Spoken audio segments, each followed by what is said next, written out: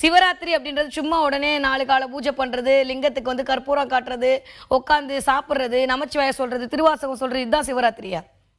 சிவராத்திரி அப்படின்னா நான் நிறைய ஆல்ரெடி எல்லா வீடியோலையும் சொல்லியிருக்கேன். இருந்தாலும் உங்களுக்கு ஒரு சின்ன விஷயம் சொன்னால் புரியும். நம்மளோட பூமி 23 டிகிரியில் அப்படியே தன்னைத்தானே பயங்கரமாக ரொட்டேட் பண்ணிட்டு இருக்கு. பூமி மட்டுமல்ல, எல்லா கோள்களும் வான அண்ட பெருவெளியில் சுழன்று கொண்டே இருக்கின்றன. இதுதான் ரியாலிட்டி, இதுதான் சயின்ஸ். அதான் நீங்களும் ஒத்துக்கிறீங்க, அதுதான் படிச்சிருக்கோம் இத்தனை நாளும் இல்லையா? எப்பயுமே ஒரு பொருள் வந்து இப்போ பூமி என்ன பண்ணுது, பம்பரம் மாதிரி சுற்றிக்கிட்டே இருக்கு. அப்போ சுற்றிக்கிட்டே இருக்கும்போது இந்த பூமிக்கிட்ட இருந்து ஒரு விதமான அதிர்வுகள் வெளிப்படும். இது இயற்பியல் ரீதியாக நிகழக்கூடிய ஒரு நிகழ்வு. இந்த அதிர்வு என்ன பண்ணுன்னா, கோள்களோட அதிர்வோடு இணைந்து மேல் நோக்கு விசையாக இயங்கும்.